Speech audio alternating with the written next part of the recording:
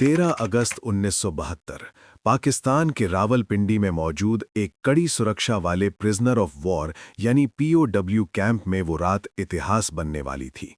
यही वो कैंप था जहां 1971 के भारत-पाकिस्तान युद्ध के बाद भारतीय वायुसेना के 12 पायलटों को बंदी बनाकर रखा गया था। कैंप की सुरक्षा इतनी सख्त थी कि कोई सोच भी नहीं सकता था कि यहां से कोई जिंदा बाहर निकल पाएगा। चारों तरफ ऊंची ऊंची दीवारें, दीवारों के ऊपर कटीले तार, हर जगह हथियारबंद पाकिस्तानी सैनिक।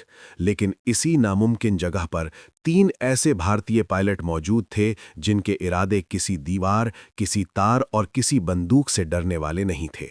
वो इस जेल से कुछ इस तरह भागे जिसे देख पाकिस्तानियों के होश उड़ गए। इस कहानी की शुरुआत होती है 3 दिसंबर 1971 से, जब भारत और पाकिस्तान के बीच जोरदार युद्ध चल रहा था। जमीन पर भारतीय सेना हर मोर्चे पर पाकिस्तान को पीछे धकेल रही थी, लेकिन आसमान में हालात उतने आसान नहीं थे। पाकिस्तान के जफरवाल शहर के पास बना एक ऊंचा वॉच टावर भारतीय वायुसेना के लिए बड़ी परेशानी बन चुका था। वहां से पाकिस्तानी सेना भारतीय मूवमेंट पर नजर रखती थी और कई बार भारतीय विमानों पर सटीक फायरिंग भी की जाती थी।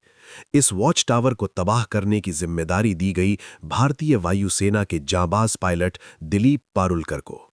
दिलीप पारुलकर अपने साहस, अनुशासन और हिम्मत के लिए जाने जाते थे। उन्हें पता था कि मिशन आसान नहीं है, लेकिन देश के लिए ये जोखिम उठाना जरूरी था। 10 दिसंबर 1971 को दिलीप पारुलकर अपने सुखोई 7 फाइटर जेट के साथ मिशन पर निकले। जैसे ही वो वॉच टावर के पास पहुंचे, पाकिस्तान की एंटी एयरक्राफ्ट गनों ने जबरदस्त फायरिंग शुरू कर दी। गोलियां सीधे उनके जेट की तरफ आ रही थीं। कुछ ही पलों में उनका विमान बुरी तरह डैमेज हो गया। हालात बिगड़ते देख पारुलकर ने बिना समय गवाए इजेक्ट किया। उनकी जान तो बच गई, लेकिन किस्मत ने उन्हें दुश्मन की जमीन पर उतार दिया। जमीन पर उतरते वक्त पारुलकर पहले से घायल थे। दर्द से जूझते हुए वो खुद को संभाल ही रहे थे कि आसपास के पाकिस्तानी आम लोग वहां जमा होने लगे। भीड़ दुश्मन दुश्मन चिल्लाने लगी। देखते ही देखते लोगों ने उन्हें पीटना शुरू कर दिया। उनका सामान छीन लिया गया। चोट, थकान और मारपीट की वजह से पारुलकर वहीं बेहोश हो गए। अगर थोड़ी भी देर हो जाती तो शायद भीड़ उन्हें जान से मार देती।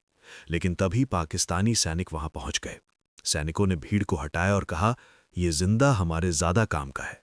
इस तरह दिलीप पारुलकर को मौत के मुंह से निकालकर हिरासत में ले लिया गया। जब पारुलकर को होश आया तो उन्होंने खुद को एक अंधेरी, तंग और सीलन भरी कोठरी में बंद पाया। सामने एक पाकिस्तानी अधिकारी खड़ा था। उसने कागज और पेंसिल उनकी तरफ बढ़ाए और कहा, आदमपुर एयरबेस का नक्शा बनाओ। आदमपुर एयरबेस भारतीय वायुसेना का एक बेहद अहम ठिकाना था। पारुलकर ने तुरंत मना कर दिया।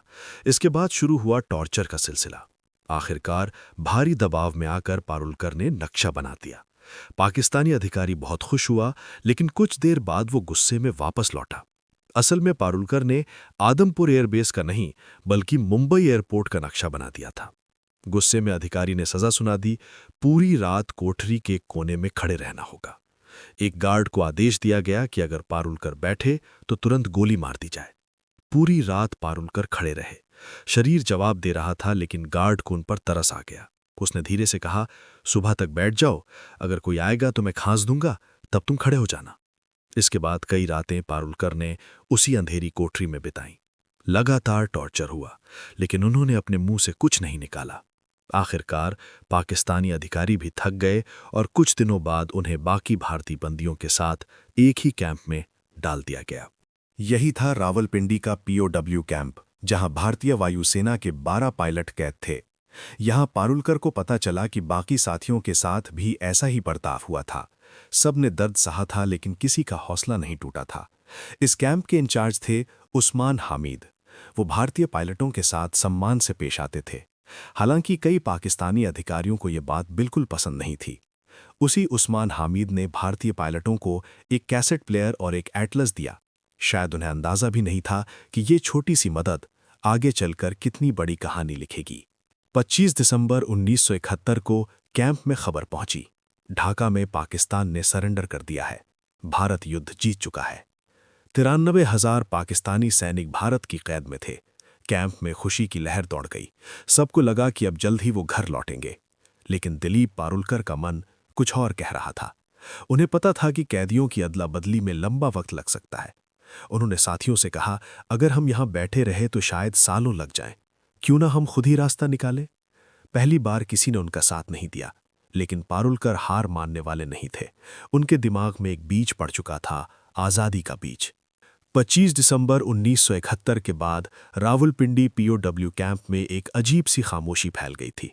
बाहर की दुनिया में जंग खत्म हो चुकी थी, लेकिन इन 12 भारतीय पायलटों के लिए लड़ाई अभी बाकी थी। सबको उम्मीद थी कि युद्धबंदियों की अदला बदली जल्द होगी, लेकिन दिन बीतते गए, हफ्ते गुजर गए और कोई ठोस खबर नहीं आई। दिलीप पारुलकर को अंदर ही अंदर ये महसूस हो रहा था कि सरकारों की बातचीत में बहुत समय लग सकता है। उनके लिए आज़ादी का मतलब था खुद के दम पर निकलना। शुरुआत में उन्होंने एक अलग योजना सोची। जब रात को टॉयलेट जाने के लिए एक सिपाही उनके साथ आता था, तब उसकी बंदूक छीनकर उसे ढाल बनाकर बाहर निकलने का प्लान बनाया गया। लेकिन ये रास्ता बहुत जोखिम भरा था। काफी सोच विचार के बाद पारुलकर ने ये प्लान खुद ही छोड़ दिया। समय बीतता गया, कई महीने गुजर चुके थे, लेकिन भारत सरकार की तरफ से कोई हलचल नहीं दिख रही थी। इसी दौरान कैंप में मायूसी बढ़ने लगी। तब पारुलकर ने एक बार फिर अपने साथियों से बात की।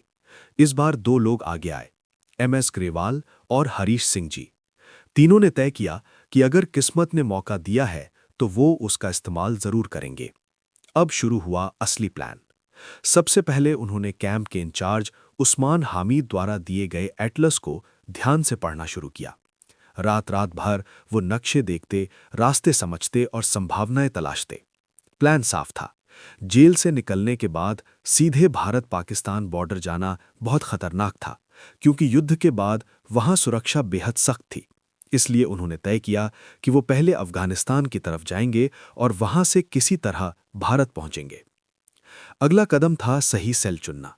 उन्हें ऐसा सेल चाहिए था जो कैंप की बाहरी दीवार के सबसे पास हो, जहां गार्ड कम आते जाते हों। काफी निरीक्षण के बाद उनकी नजर पड़ी सेल नंबर 4 पर, लेकिन उस सेल में शिफ्ट होना आसान नहीं था। यहीं पर पारुलकर की समझदारी काम आई। उनका व्यवहार गार्ड्स के साथ हमेशा ठीक रहा था। धीरे धीरे उनकी कुछ सिपाहियों से जान पहचान हो गई थी। उसी का फायदा उठाकर उन्होंने रिक्वेस्ट डाली और आखिरकार पारुलकर, ग्रेवाल और हरीश सिंह जी को सेल नंबर 4 में शिफ्ट कर दिया गया। इस सेल में पहले से एक और भारतीय पायलट मौजूद थे, विद्याधर शंकर चाटी। चाटी भागने के प्लान में शामिल नहीं होना चाहते थे, लेकिन वो इन तीनों की मदद करने को तैयार थे, और यही मदद आगे चलकर बेहद अहम साबित होने वाली थी। अब असली चुनौती थी दीवार में सुरंग बनाना। सेल की दीवार लगभग 18 इंच मोटी थी। बिना किसी औजार के इसे तोड़ना नामुमकिन था, लेकिन किस्मत एक बार फिर उनके साथ थी। किसी तरह उन्होंने एक कैंची और एक स्क्रू ड्राइवर चुरा लिया। हर रात ठीक 12 बजे से 1 बजे तक बेड के नीचे जाकर काम शुरू होता। एक आदमी दीवार को रेतता, बाकी 3 पहरा देते। दीवार से निकलने वाली मिट्टी और सीमेंट को बेड के नीचे छुपा दिया जाता। सुरक्षा बढ़ाने के लिए उन्होंने सेल के अंदर लगे बल्ब का फ्यूज उड़ा दिया, ताकि गार्ड ठीक से देख ना सके। जेल में बल्ब बदलने की प्रक्रिया लंबी थी और इसका फायदा इन तीनों को मिला। एक रात खतरा बहुत करीब आ गया। एक गार्ड ने बाहर से झांक कर देखा और उसे लगा कि सेल में सिर्फ 3 पायलट हैं, जबकि उस वक्त हरीश सिंह जी बेड के नीचे थे। गार्ड ने आवाज लगाई, लेकिन तीनों ने सोने का नाटक किया। गार्ड भागकर इंचार्ज उस्मान हामिद को बुलाने गया। उसी पल सिंह जी चुपचाप बाहर निकले और लेट गए। जब उस्मान हामिद आए और चारों पायलटों को देखा तो उन्होंने गार्ड को ही डांट दिया। दिन बीतते गए, हफ्ते महीनों में बदल गए। दीवार की ईंटों से सीमेंट निकाला जाता, फिर ईंटों को वैसे ही वापस लगा दिया जाता। बाहर से देखने पर सब सामान्य लगता था। साथ ही उन्होंने भागने के बाद के लिए तैयारी शुरू कर दी। हर कैदी को हर महीने 57 रुपए मिलते थे। इन्हीं पैसों से तीनों ने ड्राई फ्रूट्स, कंडेंस्ड मिल्क और जरूरी सामान इकट्ठा किया। उन्हें पता था कि जेल से बाहर निकलने के बाद जिंदगी और भी कठिन होने वाली है। दिशा जानने के लिए उन्हें कंपस चाहिए था। उन्होंने कैसेट प्लेयर के मैग्नेट और कपड़े सिलने वाली सुई से जुगाड़ू कंपस बनाया। पारुलकर को घर से जो कपड़े मिले थे, उनसे जेल के टेलर को पैसे देकर तीनों के लिए पठानी सूट सिलवाए गए, ताकि बाहर निकलने के बाद वो आम लोगों में घुल मिल सकें। धीरे धीरे दीवार का छेद इतना बड़ा हो गया कि एक इंसान उसमें से निकल सके। आखिरी परत, जो कि सिर्फ प्लास्टर था, उसे जानबूझकर छोड़ी गई, ताकि भागने वाली रात उसे आसानी से तोड़ा जा सके।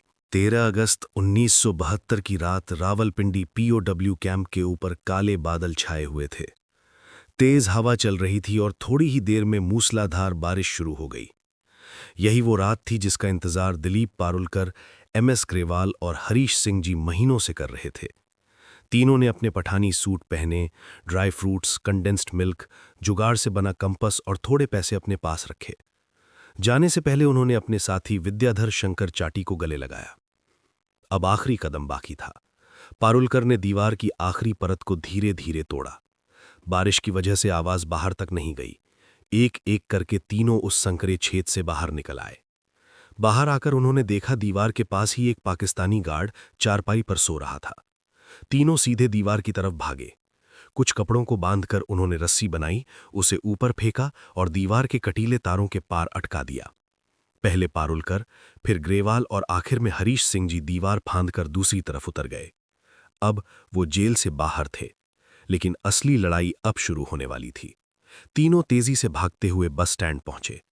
किस्मत उनके साथ थी, उन्हें पेशावर जाने वाली बस मिल गई। पूरी रात सफर करने के बाद सुबह करीब 6 बजे वो पेशावर पहुंच गए। यहां सबसे बड़ा खतरा पहचान का था। अगर उनसे कलमा पढ़ने को कहा जाता या मेडिकल चेक होता तो तुरंत पकड़े जाते।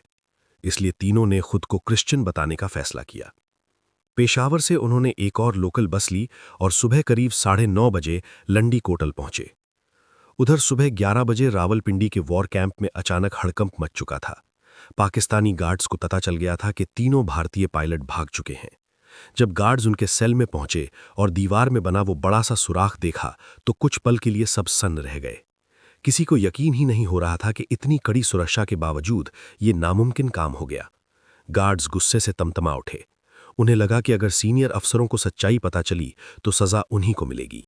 इसी गुस्से और डर में उन्होंने सोचा कि विद्याधर शंकर चाटी, जिन्होंने इन तीनों की मदद की थी, उन्हें गोली मार दी जाए। फिर सीनियर्स को ये बताया जाए कि चाटी भी भागने की कोशिश कर रहे थे, इसलिए मजबूरी में उन्हें मारना पड़ा। लेकिन सीनियर अफसरों को जल्दी ही साफ जानकारी मिल गई कि असल में कितने कैदी भागे हैं। इसी वजह से गार्ड्स चाटी को मारने की हिम्मत नहीं कर पाए। उधर जेल से दूर निकल चुके तीनों पायलटों के सामने अगली सबसे बड़ी चुनौती खड़ी थी। अब उन्हें अफगानिस्तान में दाखिल होने के लिए तोरखम बॉर्डर पार करना था, जो वहां से सिर्फ 5 किलोमीटर दूर था। दूरी कम थी, लेकिन सबसे बड़ी समस्या ये थी कि उन्हें रास्ता बिल्कुल नहीं पता था। उन्होंने अपने पास मौजूद एटलस में देखा कि तोरखम बॉर्डर के पास एक जगह दिखाई गई थी, लंडी खाना रेलवे स्टेशन। नक्शे के हिसाब से अगर वो वहां पहुंच जाते तो वहीं से होते हुए तोरखम बॉर्डर जाना आसान हो सकता था। लेकिन उन्हें ये नहीं पता था कि ये नक्शा बहुत पुराना था और लंडी खाना रेलवे स्टेशन 1932 में ही बंद हो चुका था। तीनों एक चाय की टपरी पर पहुंचे और वहां खड़े एक आदमी से पूछा, लंडी खाना कैसे जाएं? ये सुनते ही आसपास के लोग उन्हें घूरने लगे।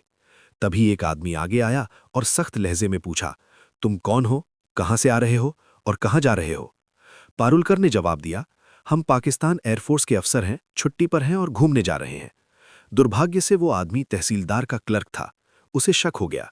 उसने कहा, यहां इस नाम की कोई जगह नहीं है। भीड़ बढ़ने लगी। उस आदमी ने ताना मारा, तुम तीनों बंगाली हो ना, अफगानिस्तान भाग रहे हो? ग्रेवाल ने हंसते हुए कहा, क्या हम आपको बंगाली लगते हैं? लेकिन शक और गहरा गया। तीनों को पकड़कर तहसीलदार के पास ले जाया गया। वहां भी उन्होंने खुद को पाकिस्तानी एयरफोर्स अफसर बताया, लेकिन तहसीलदार ने भरोसा नहीं किया। आखिरी दांव खेलते हुए पारुलकर ने कहा, हमने अपने वतन के लिए खून पसीना बहाया है। अगर आपको भरोसा नहीं है तो पाकिस्तान एयरफोर्स के LDC उस्मान हामिद से बात करवा दीजिए। पारुलकर को लगा था कि इससे वो बच जाएंगे, लेकिन यही बात उनकी सबसे बड़ी गलती बन गई। तहसीलदार ने तुरंत उस्मान हामिद को फोन किया और दिलीप से बात करवाई। दिलीप को बात करनी ही पड़ी। इसी पल उस्मान हामिद को समझ आ गया कि तीनों वही भारतीय पायलट हैं जो रावलपिंडी कैंप से भागे हैं।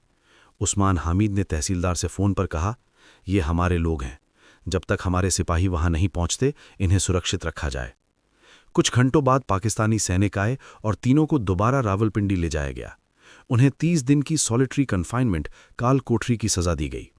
इसके बाद सभी भारतीय पायलटों को रावलपिंडी से हटाकर फैसलाबाद की जेल भेज दिया गया, जहां 500 से ज्यादा भारतीय POW रखे गए थे। इसी दौरान भारत और पाकिस्तान के बीच युद्धबंदियों की अदला बदली पर बातचीत तेज हो गई। आखिरकार दिसंबर 1972 में पाकिस्तान के राष्ट्रपति जुल्फ़िकार अली भुट्टो ने सभी भारतीय युद्धबंदियों को रिहा करने का ऐलान कर दिया। जब ये भारतीय जवान वाघा बॉर्डर से भारत लौटे तो वहां इंसानों का सैलाब उमड़ पड़ा। हजारों लोग तिरंगे लेकर खड़े थे, नारों की गूंज थी, सैनिकों की आंखों में आंसू और चेहरे पर गर्व था। ये कहानी सिर्फ एक जेल से भागने की नहीं थी, ये कहानी थी हौसले की। ये कहानी थी उस जज्बे की जो सलाखों के पीछे भी आज़ाद रहना जानता है। और रावलपिंडी की वो दीवारें आज भी शायद याद करती होंगी कि कभी 3 भारतीय पायलट उन्हें चकमा देकर निकल गए थे। दोस्तों, अगर वीडियो पसंद आया हो तो वीडियो को एक लाइक ज़रूर करें और चैनल को भी सब्सक्राइब ज़रूर करें। हम ऐसे ही वीडियो हर हफ्ते लाते रहेंगे। तब तक के लिए जय हिंद।